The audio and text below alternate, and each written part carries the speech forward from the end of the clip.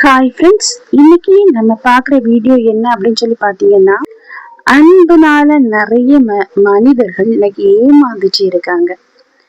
2% ஒரு மனிதர் நல்ல அன்பை காணிச்சிட்டு இன்னொரு மனிதர் ஒரு போலியான அன்பை காணிச்சு ஏமாத்தி சகஜமா அவங்கள விட்டு விலகி போறாங்க.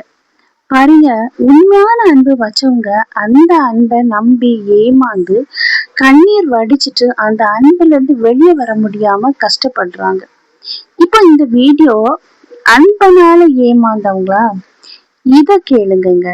இனி நீங்க யாருக்கிட்டையும் ஏமாற மாட்டீங்க. அப்படி ஏமாந்தவங்க கிட்ட எப்படி நடக்கணும் அப்படின்னு சொல்லி உங்களுக்கு புரிய வரும். இது உங்க வாழ்க்கைக்கு பயனுள்ளதா இருக்கும் அப்படின்னு சொல்லி நினைக்கிறேன். அதனால லாஸ்ட் வர ஸ்கிப் பண்ணாம பாருங்க. இப்ப நம்ம வீடியோக்குள்ள போகலாமா? பாருங்க, ஒரு நபர் நல்ல அன்பை காணிச்சா அந்த அன்பை உண்மைன்னு சொல்லி நம்பிடுவோம். அப்படி நம்பின பிறகு அந்த நபர் போலியான அன்பு வச்சிருக்காங்கன்னு சொல்லி தெரிய வந்த உடனே இந்த உலகமே இருண்டது மாதிரி ஃபீல் ஆகும், நெஞ்சே வெடிச்சது மாதிரி ஃபீல் ஆகும். இது எதனாலன்னா அதிக அளவு அன்பு வச்சதுனால.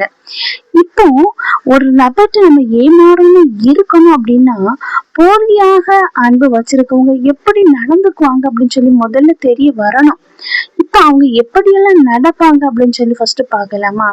பாருங்க, ஒரு நபர் உங்ககிட்ட போலியான அன்போட இருக்காங்க, உங்களை ஏமாத்த போறாங்க அப்படின்னா இந்த சைன்லாம் உங்ககிட்ட இருக்கும். முதல்ல பாருங்க, அவங்க பேசி பழகும் போது ரொம்ப ரொம்ப அன்பா நடந்துக்குவாங்க, ரொம்ப அக்கறையா காமிச்சுக்குவாங்க. நம்மளும் நினைப்போம் இவங்க நம்ம மீது அளவு கடந்த அன்பு வச்சிருக்காங்க, பேசுறாங்க, பழகுறாங்க, அக்கறையா நடந்துகிட்டு இருக்காங்க அப்படின்னு சொல்லி. ஆனா அந்த அன்பு பர்மனண்டா இருக்குமா அப்படின்னு சொல்லி பாத்தீங்கன்னா இருக்காது. அதாவது முதல்ல காமிச்ச அன்பு கொஞ்ச நாளைக்கு பிறகு கொஞ்சம் கொஞ்சமா கம்மியாகும்.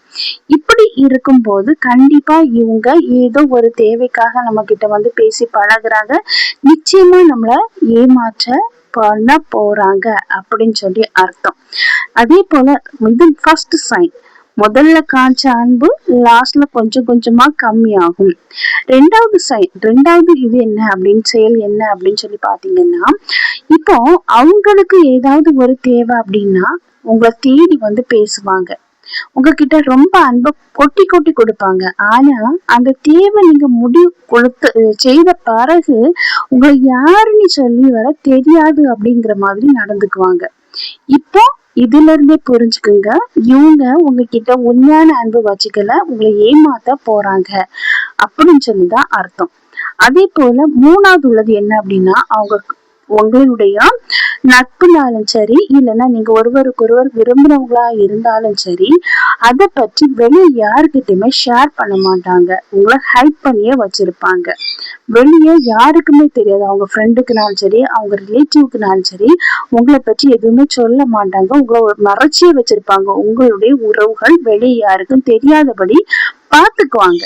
இதுல இருந்து புரிஞ்சுக்குங்க, நிச்சயமா அவங்க உங்களை ஏமாத்த போறாங்க அப்படின்னு சொல்லிதான் அர்த்தம். அதே போல உங்களுக்கு ஏதாவது ஒரு கஷ்டம் அப்படின்னு சொல்லி நீங்க சொன்னா, நான் அந்த கஷ்டத்தை தீர்க்க நான் ஹெல்ப் பண்ணுவேன் அப்படின்லாம் சொல்லுவாங்க. நான் உன்னை ஏமாற்ற மாட்டேன், நான் உனக்கு உதவுவேன் அப்படின்னு சொல்லுவாங்க. ஆனா பாருங்க, அந்த சொன்னதை நம்ம நம்பிட்டு இருப்போம், ஆனா அவங்க செய்ய மாட்டாங்க. அவங்க மறைஞ்சு போயிருவாங்க, உங்ககிட்ட இருந்து விலகி போவாங்க. இப்படி ஒண்ணு நடந்துன்னா நிச்சயமா அவங்க சொல்றது வேற, செயல் வேற அப்படின்னு இருக்கும். செயல்ல காணிக்க மாட்டாங்க. இப்படிப்பட்ட உறவா இருந்தாங்க அப்படின்னா நிச்சயமா அந்த உறவு உங்களை நிச்சயமா ஏமாத்த போகுது அப்படின்னு சொல்லி அர்த்தம். அதனால இப்படிப்பட்ட செயல்கள் அவங்க கிட்ட, நீங்க நம்புறவங்க கிட்ட இருந்துன்னா கொஞ்சம் ஜாக்கிரதையா இருக்கிறது ரொம்ப ரொம்ப நல்லது. அப்படி இருந்தீங்கன்னா நீங்க ஏமாற மாட்டீங்க. சரி, இப்போ ஒருத்தவங்க கிட்ட நீங்க ரொம்ப அன்பை வச்சிட்டீங்க, நீங்க எல்லா ஹெல்ப்பும் பண்ணுவீங்க, பண தேவைனாலும் சரி, இல்லைன்னா அவங்களுக்கு என்ன ஹெல்ப் வேணுமோ அதை செய்வீங்கன்னு வைங்களேன். திடீர்னு பாத்தீங்கன்னா அந்த உறவு உங்ககிட்ட இருந்து உங்களை ஏமாத்தி இருக்கு அப்படின்னு சொல்லி தெரிய வருது, உங்களுக்கு மனசு ரொம்ப வலிக்குது. அப்ப இதுல இருந்து நான் எப்படி வெளியே வரணும் அப்படிங்கிற ஒரு சந்தேகம் உங்களுக்குள்ள எழும்புதா இல்லையா? எழும்புது இல்ல? அப்போ அந்த பர்சன் நினைவுகள்ல இருந்து வெளியே வரணும்னா சின்ன சின்ன குறிப்புகளை நான் சொல்றேன், இதை ட்ரை பண்ணி பாருங்க. நிச்சயமா நீங்க அவங்க கிட்ட இருந்து விலகி வந்துடலாம். முதல்ல என்ன அப்படின்னா, நீங்க ஏமாத்தப்பட்டிருக்கீங்க, அதுவும் அன்பு காணிச்சு உங்களை ஏமாத்தி இருக்காங்க. இத உங்க மனசுல நீங்க ஏத்துக்கணும். ஏத்துக்காம ஐயோ நான் ஏமாந்துட்டேனோ, ஏமாந்தனா, ஏமாறலையா, நிறைய பேர் என்னன்னா தான் ஏமாந்துட்டு இருக்கோம் அப்படிங்கிறது வரை தெரியாத மாதிரி இருப்பாங்க. அதனால முதல்ல நீங்க ஏமாந்துட்டீங்க, அவங்க ஏமாத்திட்டாங்க அப்படின்னா அதை ஏத்துக்குங்க மனசார. நம்ம ஏமாந்துட்டோம் இவங்க மூலமா அப்படின்னு சொல்லி அதை ஏத்துக்கிட்டு நீங்க அதுல இருந்து கடந்து வர நீங்க ட்ரை பண்ணணும். ரெண்டாவது பாத்தீங்கன்னா, தொடர்பை குறைக்கணும். அதாவது அவங்க ஏமாத்தின பிறகு ஐயோ ஏமாத்திட்டாங்க அப்படின்னு சொல்லிட்டு புலம்பிட்டு இன்னும் அவங்க அன்பு வேணும் அப்படின்னு சொல்லிட்டு திருப்பி திருப்பி கால் பண்றது, திருப்பி திருப்பி மெசேஜ் பண்றது, இதெல்லாம் கொஞ்சம் கொஞ்சம் கொஞ்சமா குறைச்சிடணும். முற்றிலுமா நீங்க மெசேஜ் பண்ணக்கூடாது, கால் பண்ணக்கூடாது. நீங்க பழையபடியும் அந்த ஏமாத்தின உறவு வேணும் அப்படின்னு சொல்லி போய் நின்னா நீங்க தான் கஷ்டப்படுவீங்க, அவங்க இல்ல. இப்பமாவது அவங்க ஏமாத்திருக்கங்க தெரிஞ்சிருந்து பழையபடி நீங்க அதே தப்பு பண்ணா முட்டாள்னு சொல்லுவேன். ஏமாத்துறது தெரிஞ்சா நீங்க அவங்க கிட்ட இருந்து வெளியே வர்றது, ரொம்ப விலகி வர்றது ரொம்ப ரொம்ப நல்லது. நீங்க மெசேஜ் பண்ணாதீங்க, கால் பண்ணாதீங்க, முடிஞ்சா பிளாக் பண்ணுங்க. ஏமாத்தப்பட்ட பிறகு சிலவங்க செய்யற ஒரு தப்பு என்ன தெரியுமா? தன்னைத்தானே குறை சொல்றது. அவங்க குறை சொல்ல மாட்டாங்க, நான் தான் ஏமாந்துட்டேன், நான் தான் நம்பிட்டேன், ஐயோ நான் இப்படி பண்ணிட்டேனே, இப்படி நீ ஏமாத்துனவங்களை போய் உண்மையானவங்கன்னு சொல்லி நம்பிட்டேனே அப்படின்னு சொல்லி புலம்பிட்டு எல்லாம் இருப்பாங்க. அப்படி புலம்பிட்டு இருக்காதீங்க. நீங்க பண்ணுனது தப்பு இல்லைங்க, அவங்களுக்கு உங்க உண்மையான அன்பை பெற தகுதி இல்லை அப்படின்னு சொல்லி யோசிச்சுட்டு உங்களை நீங்களே குறை சொல்லதை நடத்துங்க. ஏன்னா குறை சொல்றது நீங்க என்ன ஒரு தப்பும் பண்ணலையே, நீங்க அன்பு கொடுத்தீங்க, ஆனா அவங்க ஏமாத்தி இருக்காங்க. இழப்பு உங்களுக்கு இல்லைங்க, அவங்களுக்கு தான். ஏன்னா உண்மையான அன்பை வச்சிருக்கவங்கள அவங்க இழந்திருக்காங்க, நீங்க போலியான அன்பை தானே இழந்திருக்கீங்க அப்படின்னு சொல்லி மனசை நீங்க தைரியப்படுத்தி அடுத்த கட்டத்துக்கு மூவ் ஆன் பண்ணணும்.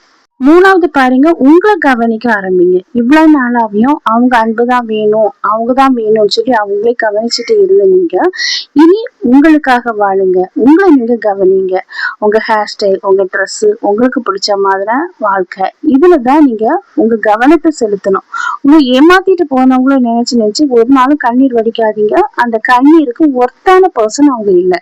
ஒருத்தவங்க உங்களை ஏமாத்திட்டு போனாங்கன்னா நீங்க அதுலயே முடங்கி போறவங்க இல்லைங்க. அதுல நீங்க அழுதுட்டே இருந்தீங்கன்னா உங்க வாழ்க்கை கெட்டு போகும். நீங்க அதுல இருந்து எழும்பணும். அது ஒரு பாடமா உங்க வாழ்க்கைக்கு கிடைச்சதா நினைச்சுக்கிட்டு அதுல இருந்து என்ன கத்துருக்கோம் அதை யோசிங்க. அந்த பாடத்தை உங்க லைஃப்ல நீங்க இனி யாருக்கிட்டையும் ஏமாறாம இருக்கிறதுக்கு அதை ஒரு நாளும் மறக்காதீங்க.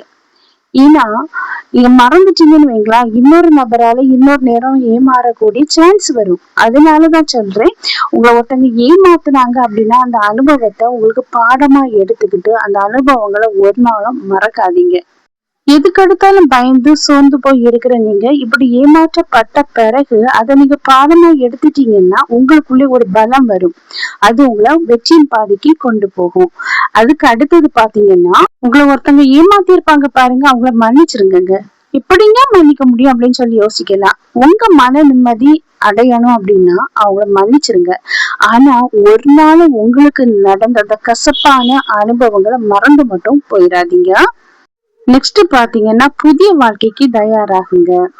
இவ்வளவு நாள் உங்க வாழ்க்கையில நடந்தது எல்லாம் ஒரு கனவு அப்படின்னு சொல்லி நினைச்சு அதை மறக்க ட்ரை பண்ணிட்டு புதிய வாழ்க்கைக்கு நீங்க தயாராகுங்க. உங்களுக்காக நீங்க வாழுங்க. பாருங்க, உங்களை நீங்க நேசிச்சு உங்களுக்காக நீங்க வாழும்போது உங்களுக்குள்ள ஒரு தன்னம்பிக்கை பிறக்கும். ஏதோ ஒரு உறவு, உங்களை உண்மையா நேசிக்கிற உறவு உங்களை தேடி வரும், நிச்சயமா வரும். அதுவரை காத்திருங்க. உண்மையான அன்பு என்னைக்கு உங்களை விட்டு விலகி போகாது, உங்களை தேட விடாது, உங்களை அழ வைக்காது. கண்டிப்பா இந்த அனுபவத்தை வாழ்க்கையில ஒரு நாள மறக்காம வாழ்க்கையில அது ஒரு பாடமா எடுத்துட்டு முன்னேறுங்க. ஓகே ஃப்ரெண்ட்ஸ், இந்த வீடியோ உங்களுக்கு பயனுள்ளதா இருக்கும் அப்படின்னு சொல்லி நினைக்கிறேன். நான் உங்களை நெக்ஸ்ட் வீடியோல மீட் பண்றேன். அதுவரை பை, see you.